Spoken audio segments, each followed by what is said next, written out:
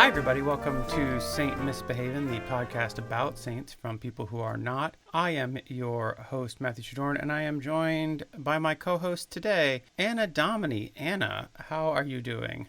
I'm good. I'm a bit surprised that you didn't have anything additional to say about me there.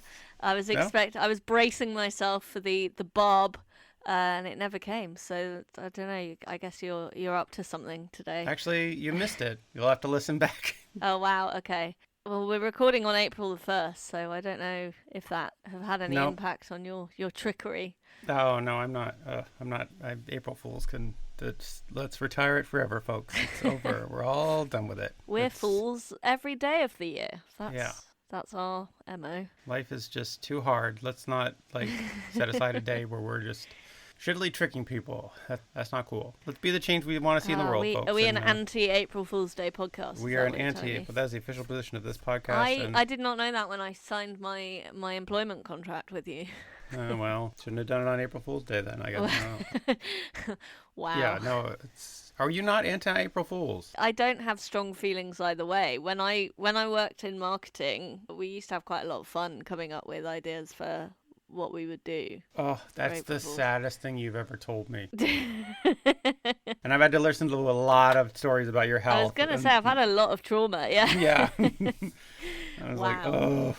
You're like, what are we going to do for April Fools every day, everybody? Come on, let's have a little brainstorming sesh here. Come on, everybody. Wow. Just trying to inject a bit of whimsy into people's news and... Boring corporate job.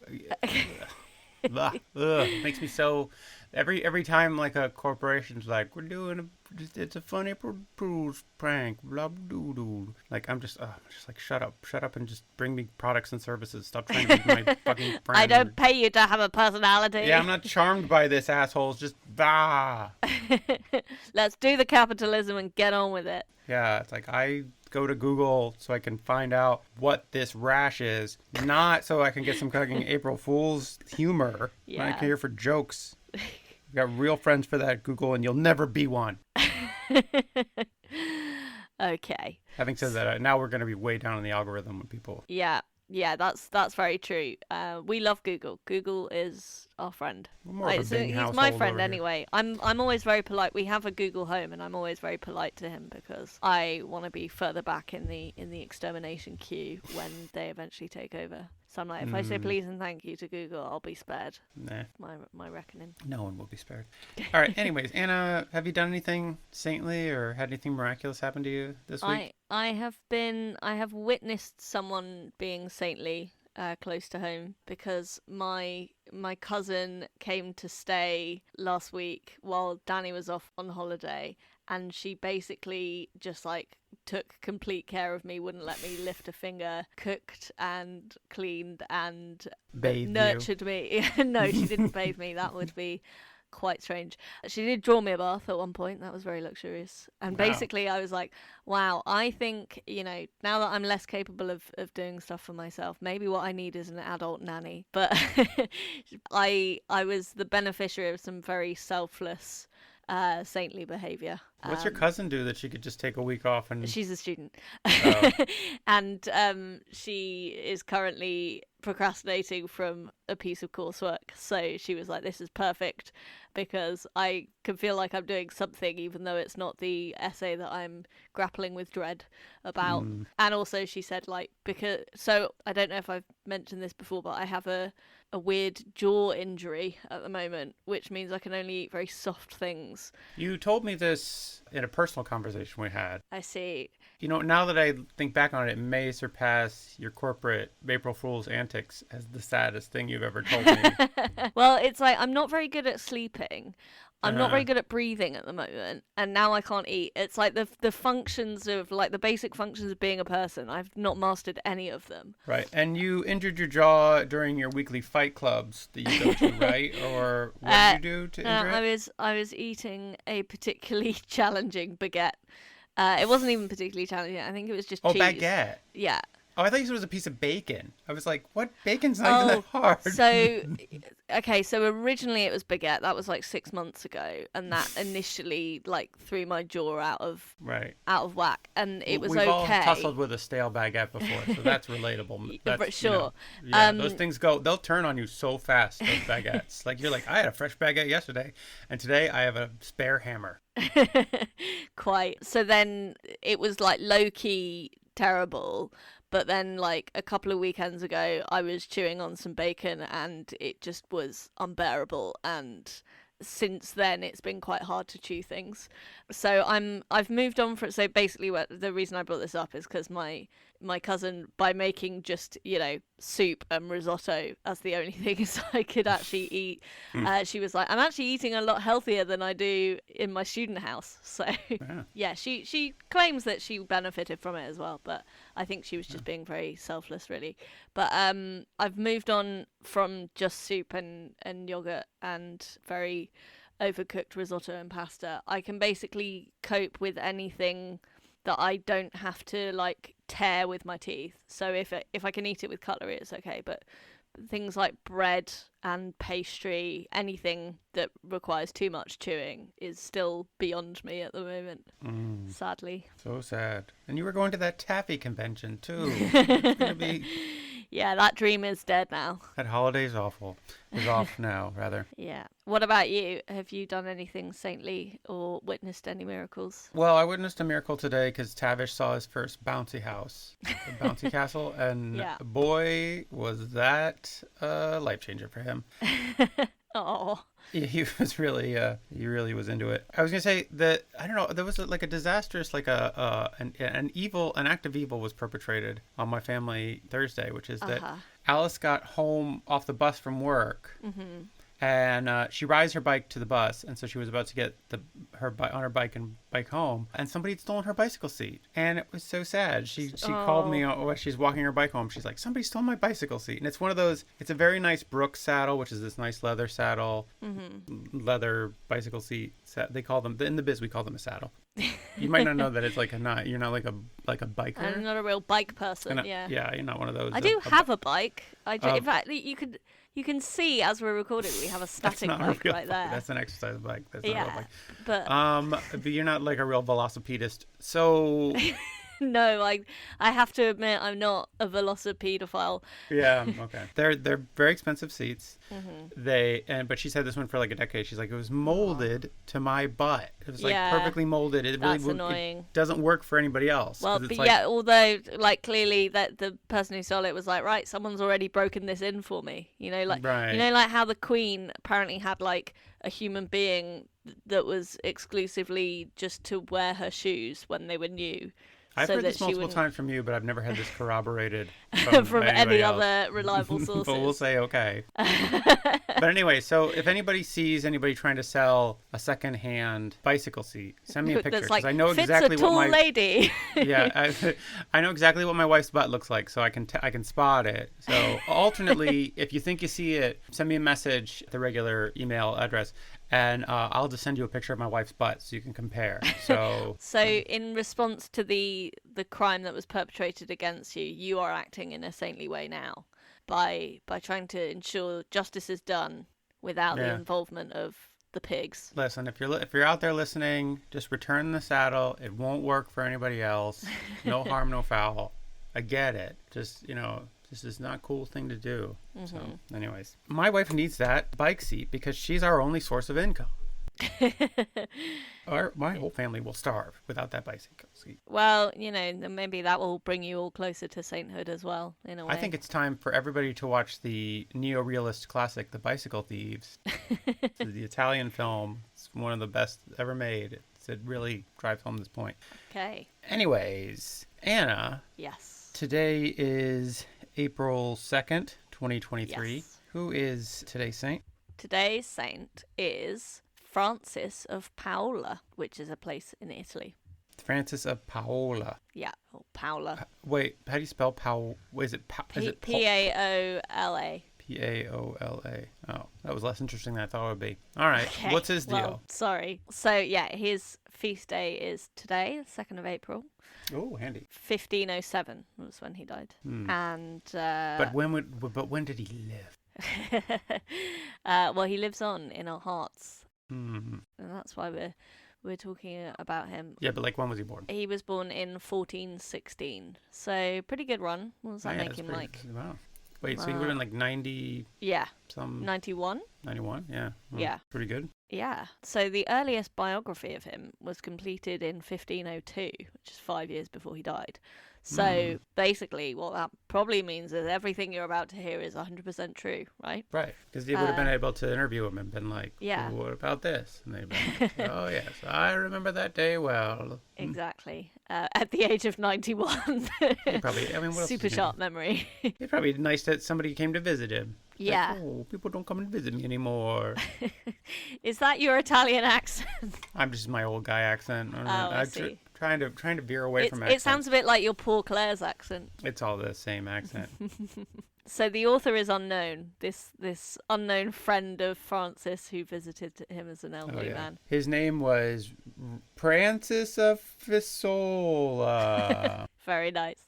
Oh, what a glowing biography someone's written of me. Wow, this is so nice. In like handwriting that's very clearly like not the dominant hand. Yeah, how come a lot of this is written in first person? Oh, is it? That's so weird. Must be some literary license there that person took. So I guess.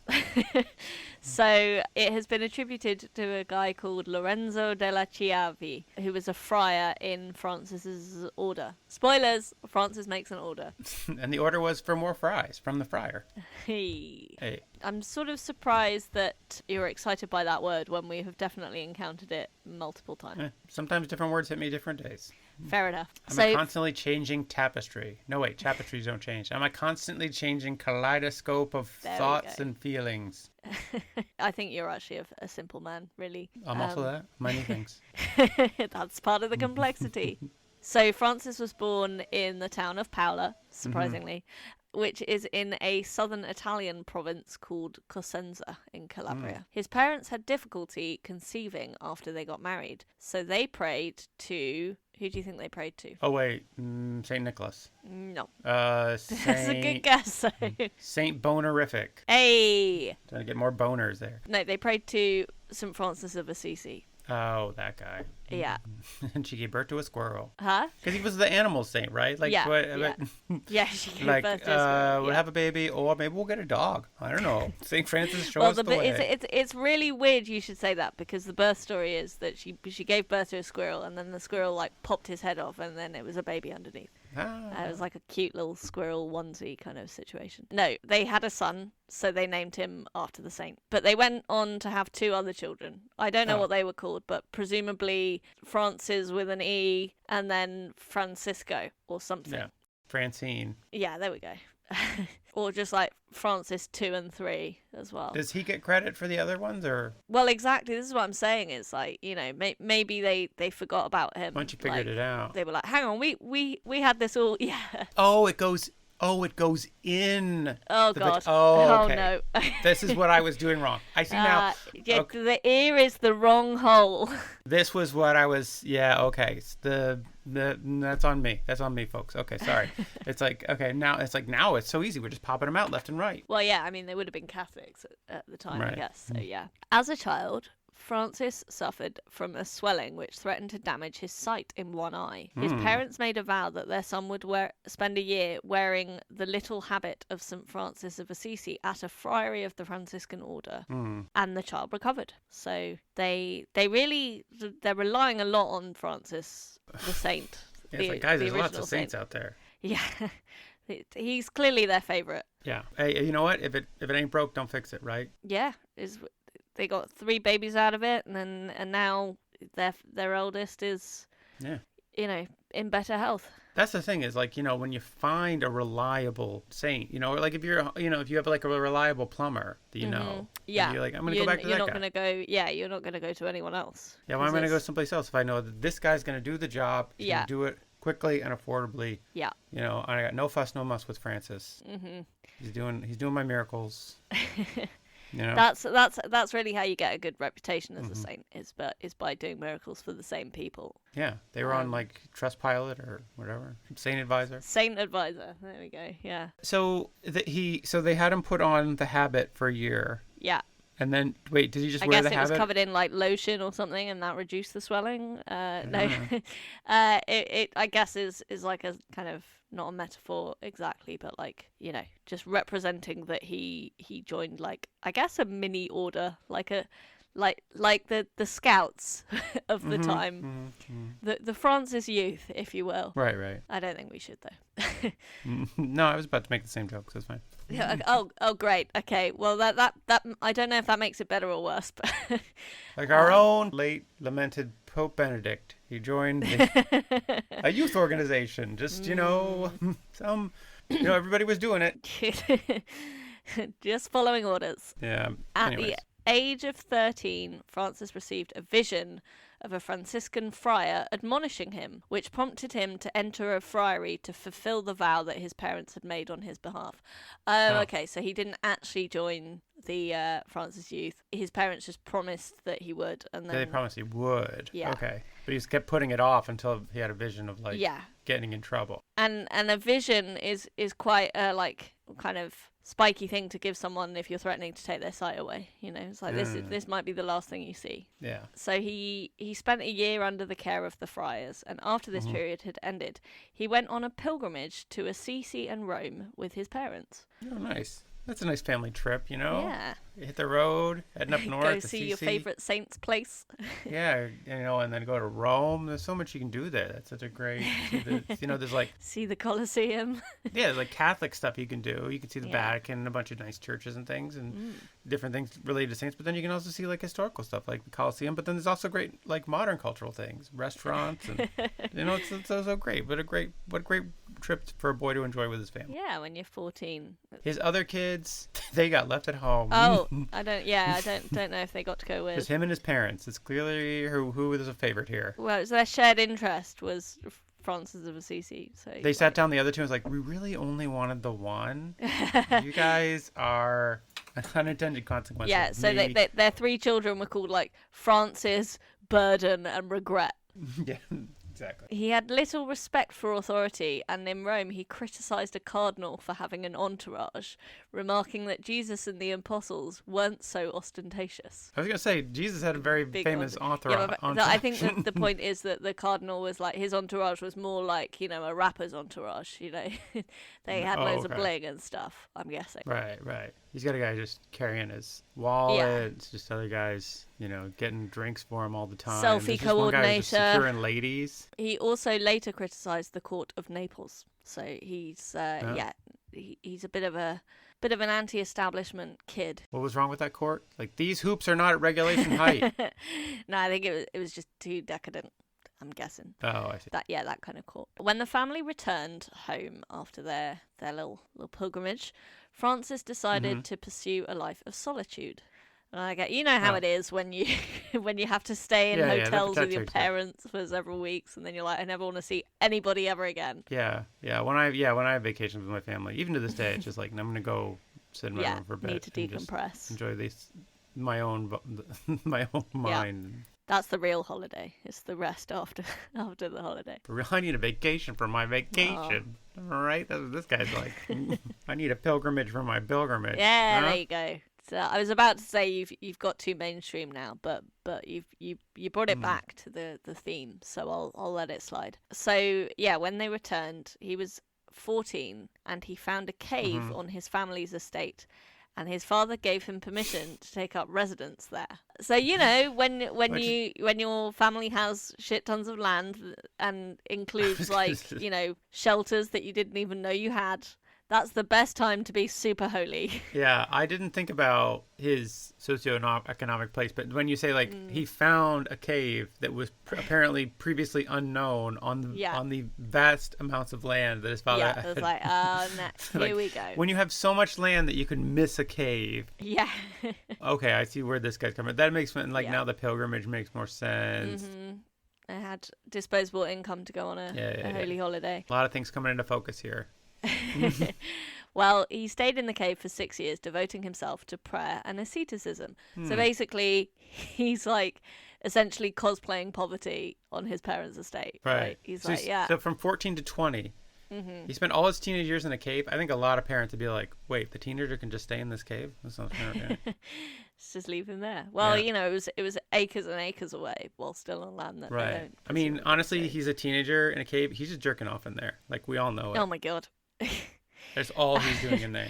Well, it's funny you should say that because he ate only uncooked herbs, drank no wine, and touched no money. And presumably, money is not a euphemism. What's for dinner? Oh, a sprig of rosemary and a bunch of parsley. Just a guy just eating leaf after leaf of basil. Like, what? Yeah. I mean, that is an abundant herb in Italy. To be fair. I mean, yeah, that's fair. I mean, like, but I feel like, you know, your second meal that is just oregano, you're like actually too much oregano. A bit heavy on the oregano. That's the thing. I'm like, you can't just eat herbs. This is of all the ascetic diets we've heard so far. This includes the guy who was just chewing onions. The most offensive to you? In the last episode. This well, one yeah, seems because I hardest. guess onions at least like they have like, you know, something. They're a vegetable. They're like nutritious. Whereas herbs, I'm not sure. There just doesn't seem to be enough of them to have any kind of substance there. See, but yeah, because you're eating an onion.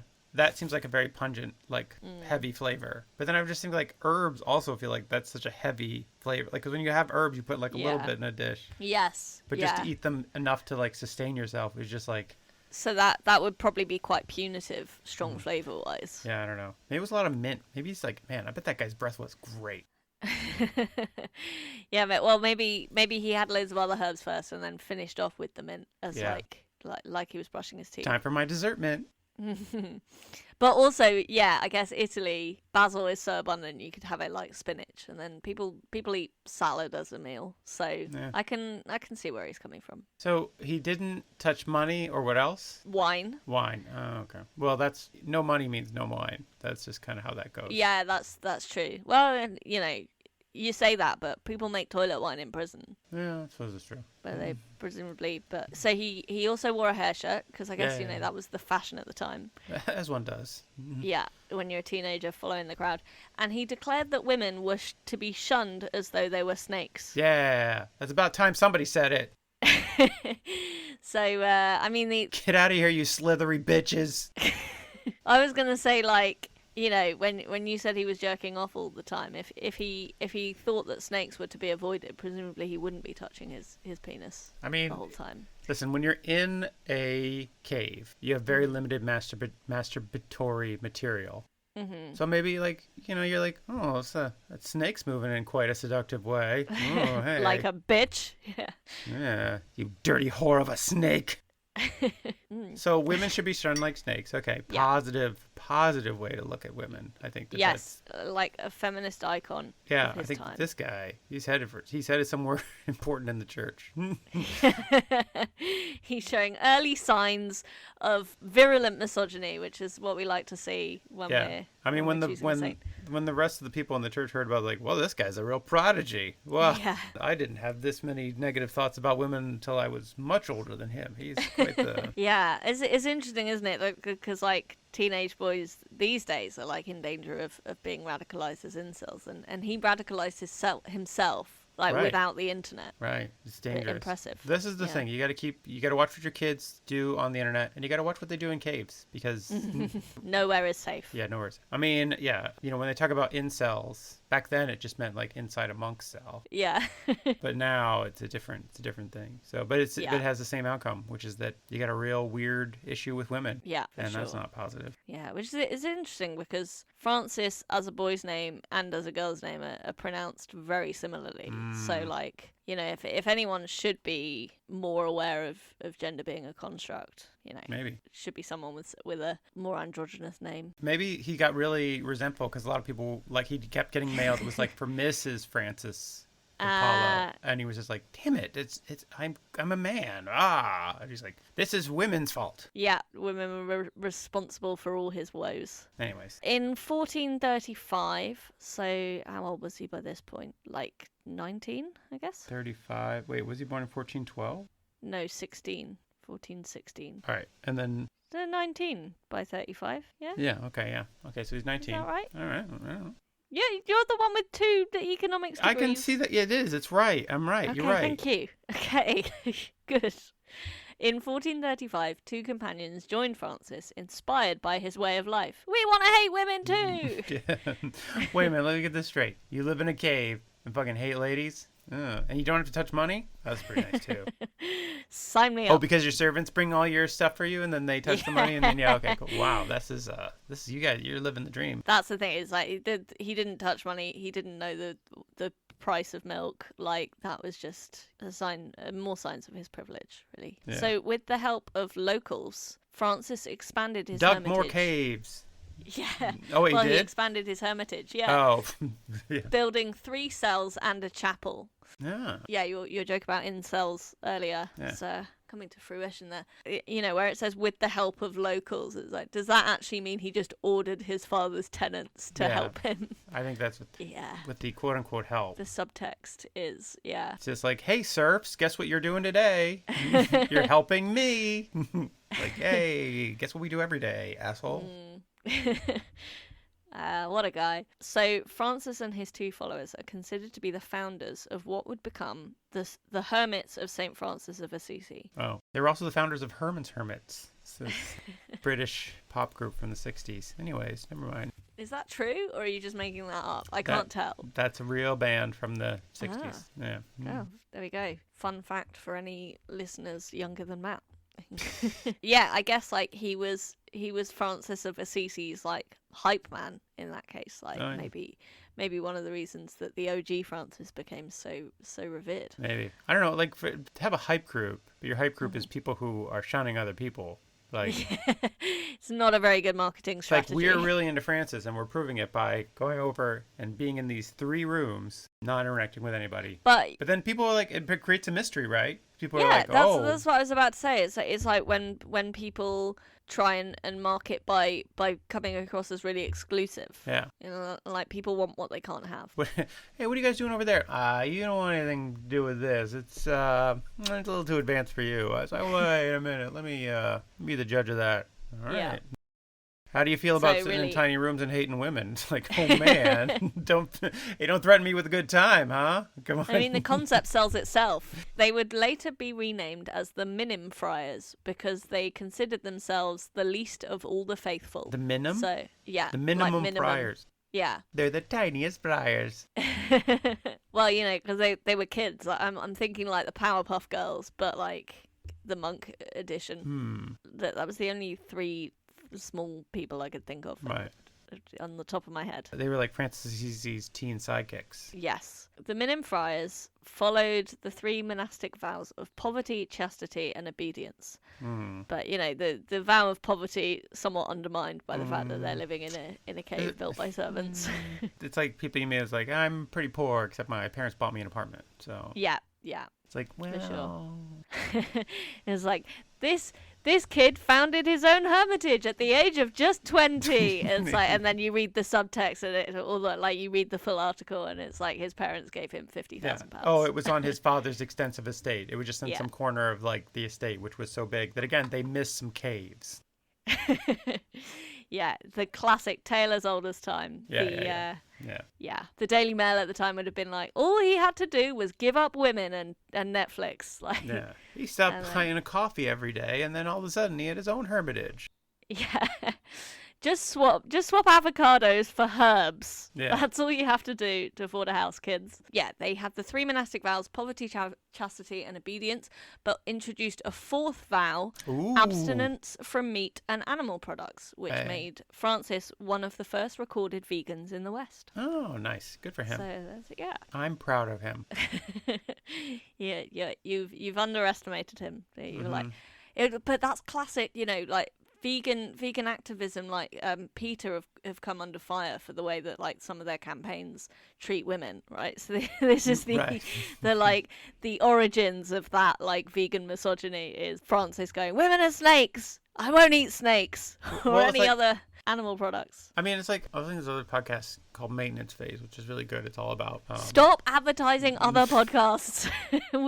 we need all the help we can get here. they basically it's a podcast about like kind of debunking health claims, like health, Right. like diet claims and all these things, and that people are like, oh, this is you do this one weird trick and you lose 50 pounds or whatever, that kind of stuff. And they were talking about the evidence of whether having a vegetarian or vegan diet was better for you, just in general.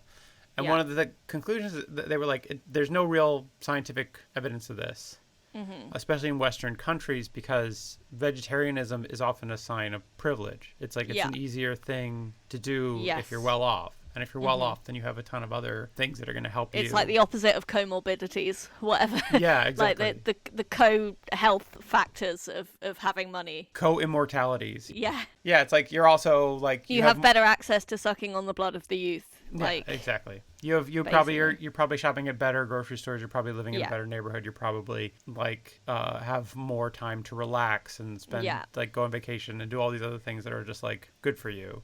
Yeah. So it's not necessarily that everyone should have access to, but generally only people with money do. Yeah. So yeah, I think this is another thing where you're just like. So it's like he's another sign of his privilege, is what you're saying. That's what I'm saying. Yeah. Is that he was able to be vegan. Interesting. Just saying. Yeah. No, that's totally fair. I think you know, he can be one of the first recorded vegans in the West, and I think we still hate him. I think that's the vibe I'm getting. Yeah. His order grew in numbers, and around 1454, he built a monastery and a church with the permission of the Archbishop of the area, called Pyrrhus. And the permission of his dad. It's like, Dad, can I course. build a monastery out back? Planning permission, yeah. He's like, yeah, it's fine, whatever. Oh my God, there's so much land out. Yeah, build 2 monasteries, whatever. Yeah, I don't even know. Like, I bought this piece of land. I thought I'd do something with it, but it's like, I don't know, it's just too big and unwieldy. So yeah, if you want to use it for a monastery, that would really be helping me out. Do some with it. I mean, maybe it's one of those situations where, like, you know, some people try and claim that they're like accidental landlords, where it's like, well, I just inherited all this land and it's not going to pay for itself, so I gotta make it work for me. If anything, this is probably a tax write-off. This is really great for the dad. Definitely. Oh my God. Maybe that was the whole thing. It's just, it wasn't really a hermitage at all. It was a money laundering operation. Right. So he would go into his cell, but then there was like a tunnel that took him back to the big house. And he actually just lived in there. Yeah. And he'd just be eating all like just big feasts and stuff and like wild boars. Like they're pulling one over on the old tax man, and all these suckers coming and doing all this free monasterying. I don't know. Because that's what Jesus wanted. Was like he was an arch conservative. So Jesus loved the rich. 20 years later, in 1474, Pope Sixtus the Fourth. It was in Roman numerals, so that's why I was working that out. So Pope Sixtus the Fourth, or maybe it was Pope Fourthtus the Sixth. Or Pope Sixtus Ivy? Yeah, I'm pronouncing it wrong. Just another item in the long list of mispronunciations. Again, Sixtus is still my favorite Pope name, especially when there's a number after it.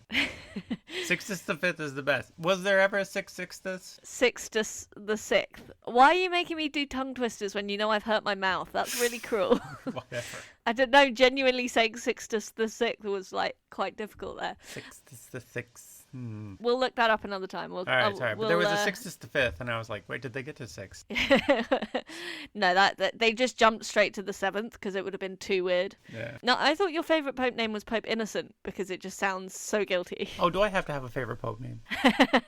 No, they all I be my suppose not. favorite? They're all special in their own way. It's like I don't have a favorite finger. I can cut one of my fingers off. Okay, Need to give up on calm one down. Pope. Please don't cut any of your fingers off or kill any popes. Probably. I don't know. I don't know where we stand on popicide. We're against it because we're mostly against death in general. Okay. And in fact, Pope Francis got out of the hospital today. He had some kind of... he was in the hospital for a few days, I think, because he had like a chest infection or something. I don't know. He's like 100 years old. Like, I don't know. Yeah. Well, isn't it fortuitous that we're celebrating a saint called Francis today then? We were actually being quite pro-pope here. Yeah. I mean, he's definitely like the best one so far, I would say, in terms of being progressive. But the bar is very low for popes being progressive, I think. All right, so Pope Sixtus IV, Yes. what's he do? He gave Francis permission to write a rule for his followers. The rule: no shoes, no shirt, no salvation. Yeah. That's the rule. And no bitches. Yeah. No girls allowed. Yeah. The R is backwards. Very cute. It was under Pope Alexander VI that their name was changed to Minims when the new rule was approved in 1492. Oh, big year, So- 1492. A lot going on that year. Yes, indeed. New order started. Horrible genocide started. It's great. It's all Did it? It's all great. What was 1492? But that's when Columbus discovered America, quote unquote America, like Yeah. the Caribbean. Right. Another Italian just out there doing big year for Italians. Indeed. Yeah. Francis went on to found monasteries in Sicily and Calabria. He also founded monasteries of nuns and a third order for those who would want to live in the world rather than living as hermits. What? So like an apartment building? Yeah, that was the Airbnb. I'm really surprised about the nun one. Just like, oh, do I have to? Well, whatever keeps them away from us, I we guess. called it a monastery. It's actually more of a prison to Yeah. keep those ladies in the cage. Okay, they can have it, but it is across town. It will not have and it. I'm never going there. Yeah, if we could somehow, we can. This is great. We can funnel all these horrible women into a different part of town. That would be the best. Yeah. It was called the Order of Icky Girl Cooties. Yeah, just the order of bitches. When King Louis XI of France fell ill and was close to death, he sent word to Calabria and asked for Francis to visit him in his final days. No. Francis initially refused the invitation, presumably because he was like Will there be girls there? anti-authoritarian. I heard there's lots of girls in France. I'm not sure I want to go. Oh, I hear there's a place in France where the ladies wear no pants, and that there's a hole in the wall where the men can see it all. When the Pope ordered him to go, he obeyed. So his anti-establishment feelings Right, okay. It's only like- went so far. Yeah. Well, I mean, yeah, it's like King well, of a different country, fuck off. It was like, oh, but the Pope's now stepping in. What a shitty move for that king to do. It's like, well, I'm going to talk to your boss then. Like, Yeah. Classic king behavior. It They were really the is. Karens of their day. Yeah, I was going to say, real care and energy out of this French From king. this king. Yeah. Who would have thought? Yeah. Just 3 Louis before the 14th, you know. He was only 3 away from peak Louis.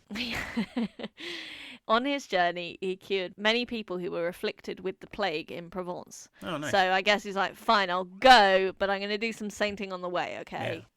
Presumably all the people were men as well, as he wasn't going to touch any women. Then he went to the king at his residence, the Château de Place-les-Tours. Sounds fancy. Yeah. Or well, like a soap. It's a king residence, so Right. probably pretty fancy. He was with King Louis at his death and remained at court to become a tutor to the heir, Charles VIII. Ah, the Dauphin. What? The Dauphin. Yes, I suppose so, yeah. Yeah. I know that from the Netflix film. Was that the King? You've been watching The Crown? Is that what you're watching? No. The King on Netflix is a film Never with saw it. Timothy Chalamet. Oh, I know it from the movie Marie Antoinette by Sofia Coppola, which is Oh, well, kind of an you're amazing much film. more cultured than me. We've established this many times. I just think you should see it. I just want to put that out there that it's a Okay. great movie and you should see That's. I mean, I'm happy with you making movie recommendations more so than podcast recommendations because we're not making a movie, so that we're not in competition. it. Yeah. So he became tutor of the Dauphin, Charles VIII, I guess. As king, Charles frequently consulted Francis. He also built a monastery for the Minims near the chateau at Plessis and another at Rome on the Pincian Hill. Oh. So, you know how they were called the Minims because they wanted to be the humblest Right. and then their residence was built by a king? On top of a hill. The most minimum place you can have a monastery. Yeah. They're starting to be very maximalist. Yeah, it's that classic minimalist thing of like everything's really expensive when you're a minimalist. You know, Well, if you're only going to have a few things, you might as well get nice ones. after Charles VIII died in 1498, so he wasn't very long lived, I guess. No. So Louis died in 83, I guess, or that's when he ascended. Charles, that is. 1483 was when he died. So he got a good shot at king. Okay. Like 15 years or so. Not bad, I guess. So after that death, Francis wished to return to Italy. So I guess he was getting on now. Can I go? Yeah, please. Is this door over here? Yeah, I'm just going to be... All right, no, it's cool. If you need anything, just drop me a line. Just send a pigeon, yeah. Thanks so much for the Abbeys, by the way. He's really wanting to retire at this point. Yeah. But Charles's successor, Louis XII, was also a great admirer of Francis and insisted that he remain in France, as he did not wish to lose the Friars' Council. You know when you love someone so much, you won't let them leave. Yeah, I mean, that's every relationship I've had. Oh, God. I love how the king is like, I insist. Yeah. Guards? Yeah. That's... The classic threatening passive aggression of the king. Yeah, that's annoying. So you're just like, I just want to go back to Italy, man. Yeah. I didn't want to come here in the first place. And I fucking hate you guys. Indeed. I guess, he had no choice, because I don't have any further information other than he spent the last 3 months of his life in complete solitude preparing for death. And he's like, I'm going to stay, but I'm not talking to anybody. Yeah, basically. On Holy Thursday in 1507, he gathered his community around him and advised them on the religious life. He told them to have mutual charity among themselves and maintain their abstinence. The next day, on Good Friday, he summoned them again, gave them his last instructions and appointed a vicar general. So he died at Placy on the 2nd of April 1507 at the age of 91. So yeah, he was still in France. He never made it back to Italy. Bummer. No, yeah, that's the thing. He didn't want to go on this trip to France, and then he stays there till he's dead. That's a bit unfair. It's like the world's worst work trip. Yeah. And did you go to France for just a few days? Like, okay. And then 15 years later, it's like, fuck. Well, die here. So that was his living life. In 1562, a group of Protestants in France broke open his tomb and found his body to be... a bunch of skeleton? Incorrupt. Oh, right. I don't know what a bunch of skeleton is either. I don't know why I came up with that phrase. So a bunch of Protestants were just like, we're gonna bust into this fucking crypt, and just like they just got way too drunk one day, and they're just like, let's fuck these Catholic dicks, and we're gonna break open this crypt, and it's like, wait, oh shit! Actually, it was a saint. It's incorrupt. Is this guy just sleeping? Oh fuck! I think we just opened one. I think this guy's just asleep. Hey, hey buddy, are you asleep? Hey, you might be a saint. And then they realize that they fucked with a saint and they get cursed. That's the worst kind of curse you get. That's how people become werewolves. I don't know if you knew that. Steal bones, kids. Yeah. That's my advice. Unless you want to be a werewolf, I guess. I don't know if you want that. Maybe they were worried about being cursed, because what they did was they dragged it forth, burned it, and scattered the bones. Which is how you ward off a curse, right? Yeah, I mean, people respond to stressful situations. It's a fight or flight or freeze. And some people it's... or scatter bones. Or flames, Some people it's just like... fight, flight, freeze, or flames. Flames, yeah, just burn all this. Wow. It's like, oh, fuck. And you're spreading gasoline. You don't know why.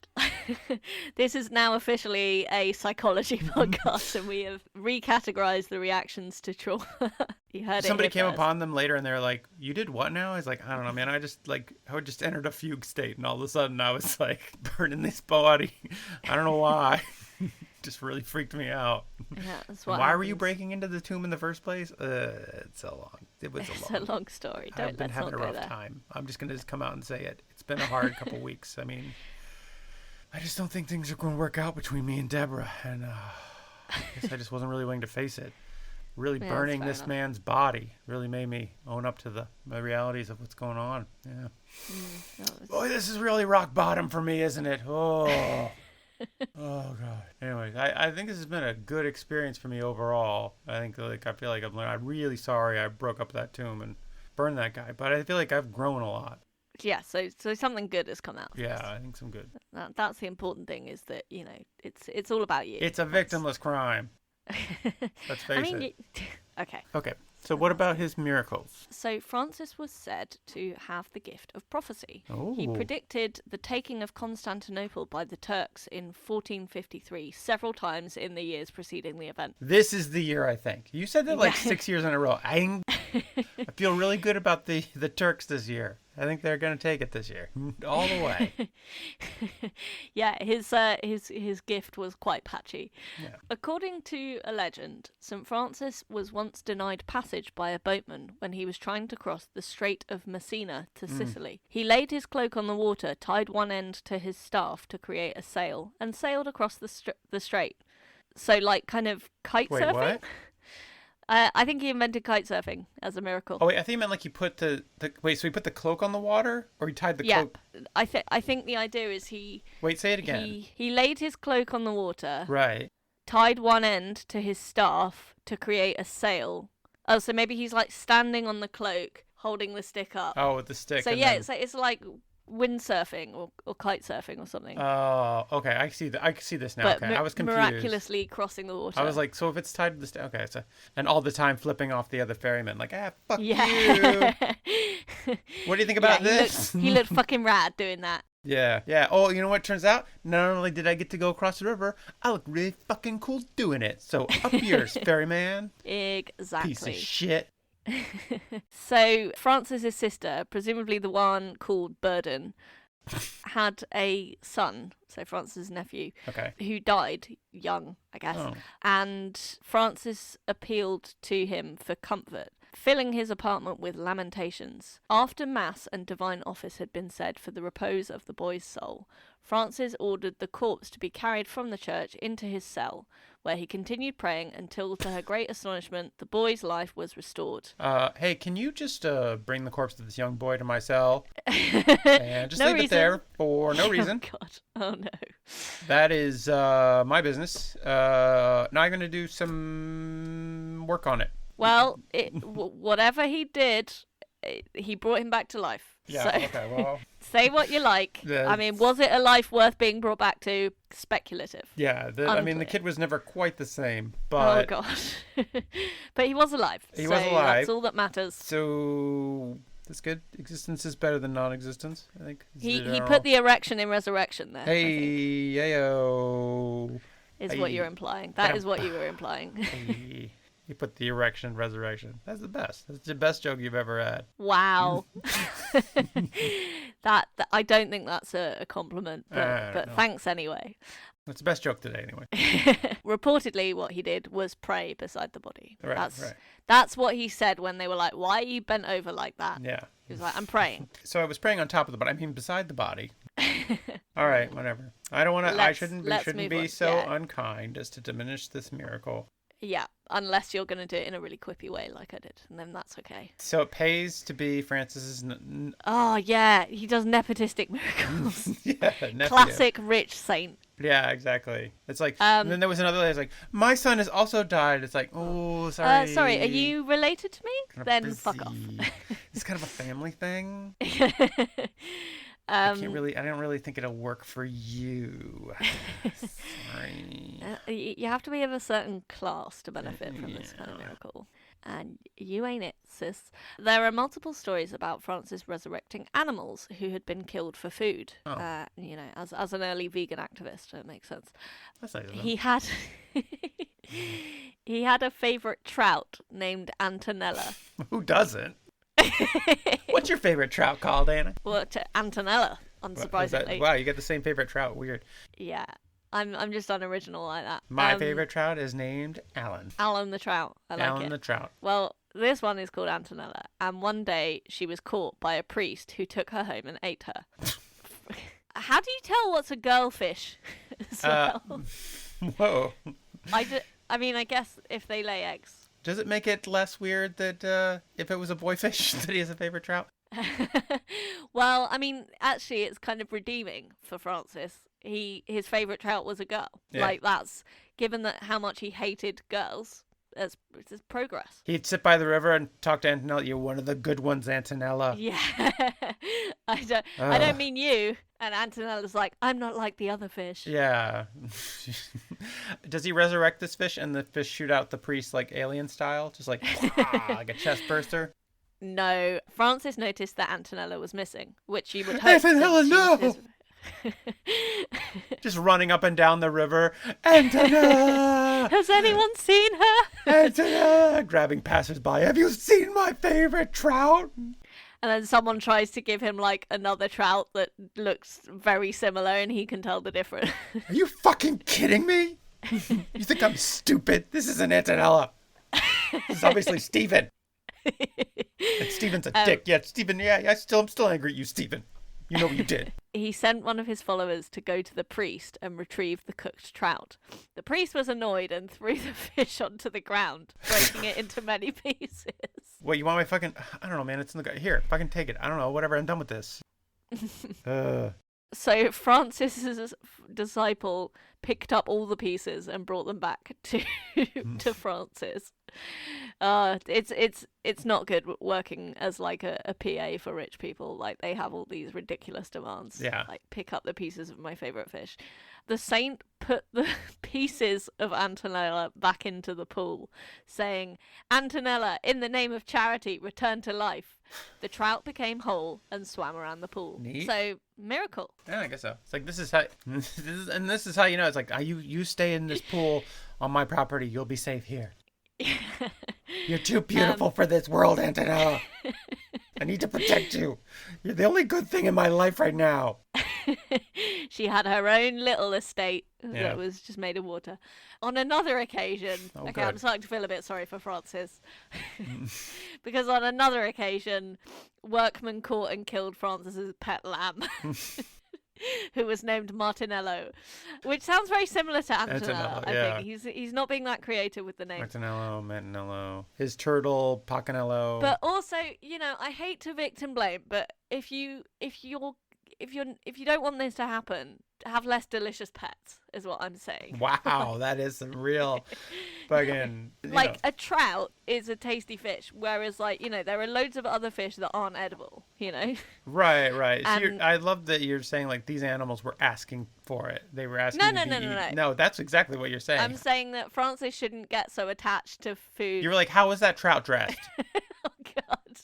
In a delicious marinade, I'll have you know. Oh, yeah. So, some workmen, classic working class men, those peasants, they didn't understand the value of an aristocratic lamb. Yeah. Workmen caught and killed his pet lamb, Martinello. By the time Francis found the workmen, they'd already eaten Martinello.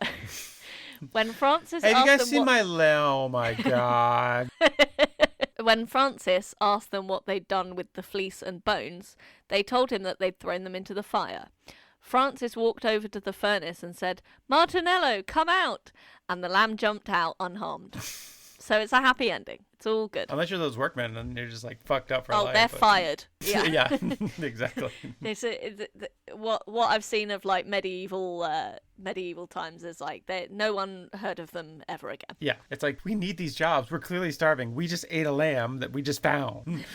Well, go starve to death and your families too. Goodbye. So yeah, that those were his miracles. Resurrecting people's food and children. I'd probably do this. I think that if I could, like, just as like a angry vegetarian type, if I could just walk by people eating food and then just like resurrect it. Or like make people feel really guilty by being like, "Oh, you see that bacon you just ate? His name was Martinello." Like, just... No, Martinello was a lamb. Yeah, okay, so what's the pig gonna be called? Like, Bartonello was the pig. Anyway, so those were his miracles as an early vegan activist. They're on theme, I would say. He's just running after people, meat is murder, and then resurrecting their meal. So that's everything that we know about Francis, apart from his patronages. So based on everything you've just heard, what do you think his patronages are? Is he the patron saint of having problem with authority? He should be, shouldn't he? Well, he's a patron against plague, so you could argue yes. If by plague you mean Kyriarchy. I'm reaching. Fine. No, fine. Yeah. All right. How about is he the patron saint of hating women? You mean of all Catholics? Hey. No, he is not the patron saint of misogyny. I don't know if there is a patron saint of misogyny. I would be surprised if there was, because that would be like saying the quiet part out loud, you know? I suppose so. He's just a patron saint of women knowing their place, all right? That's the euphemism. Oh, they sweetheart. use, yeah. All right. Maybe think before you talk. Yeah, it'd be more likely to be like the patron saint of ordained gender roles. But no, he's not the patron of that either. Is he the patron saint of vegans and vegetarians? That would make sense, wouldn't it? These all make sense. What are you talking about? I'm a genius. Yeah, but like, usually you say things in a churlish way, and you don't take any of this seriously.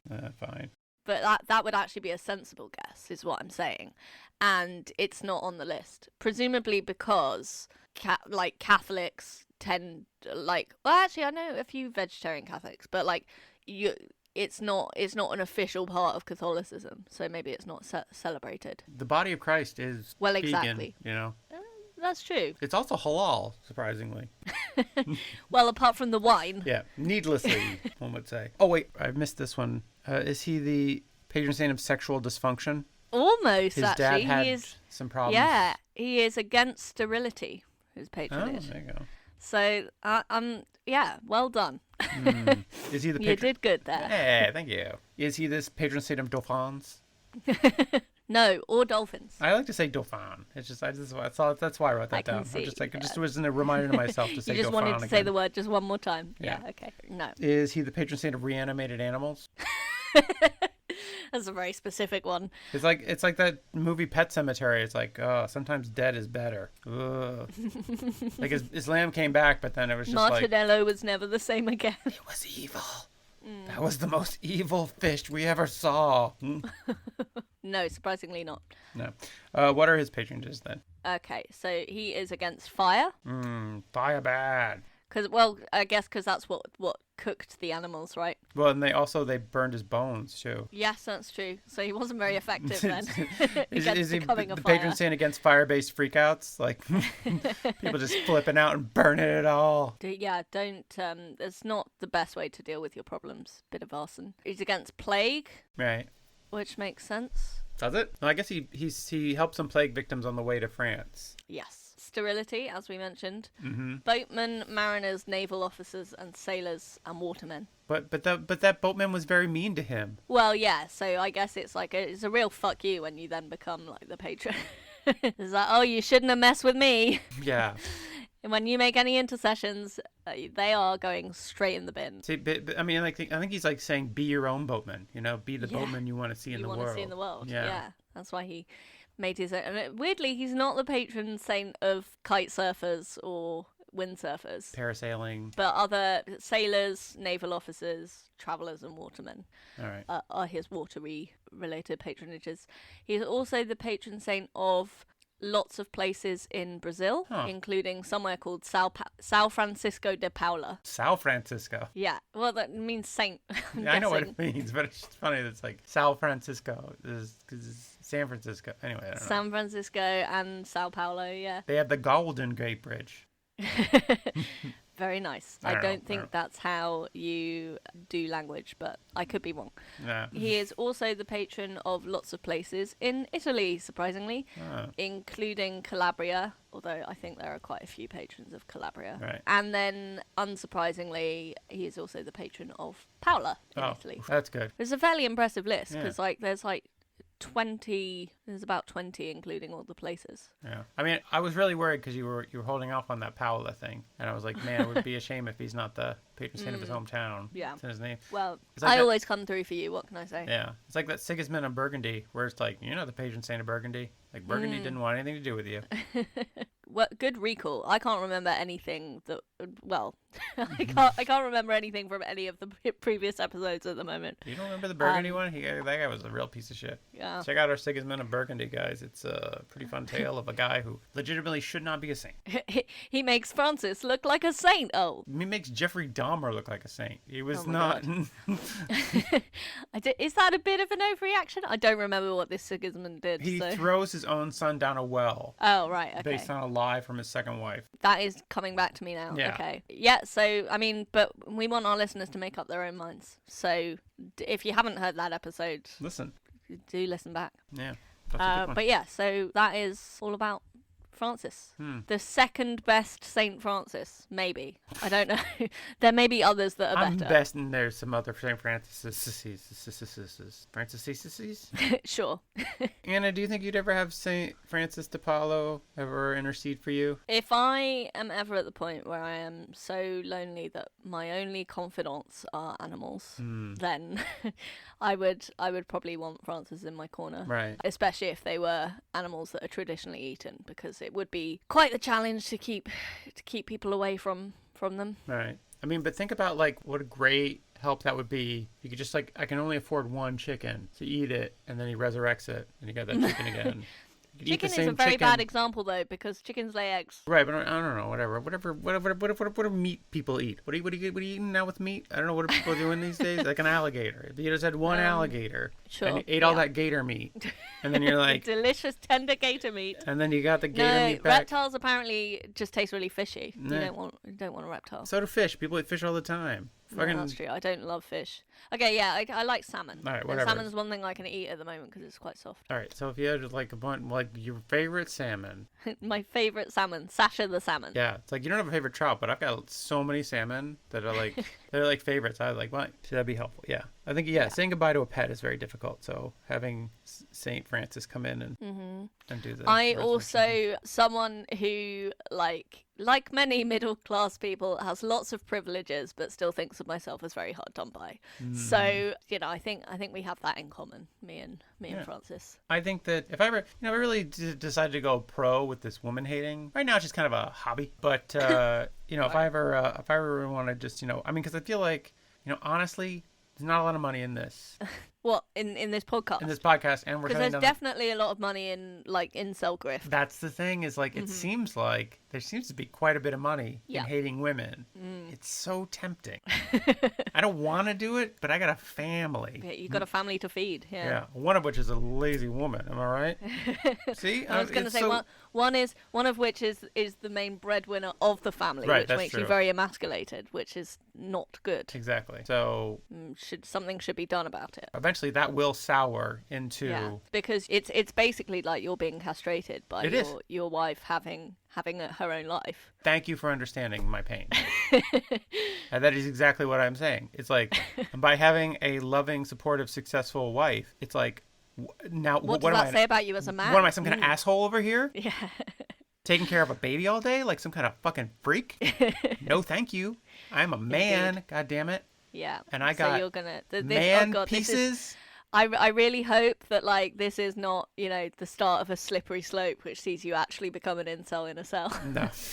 Are you kidding me? I'm just like so happy about not having to work. Like this is great. Like women's lib. Yeah, fucking burn your bras, lady. I don't know what I was like. Whatever. I'm like a man from the '70s. I'm like Archie Bunker over here. Fucking. I don't get your references. Anyways, yeah, because it's from the fucking '70s. It's the feminism finally worked out for some man, and it was Patriarchy hurts everyone. That's a Patriarchy does. well-established thing. So It's true. I'm Listen, glad that you're here to corroborate that. I still have difficulty crying, so Do you? yeah. You tell me a lot of stories which end in you crying. Well, I'm just trying to show you how far I've come, okay? yeah, it's the amount of times that I do cry versus the amount of times I want to cry. Oh, right, I see.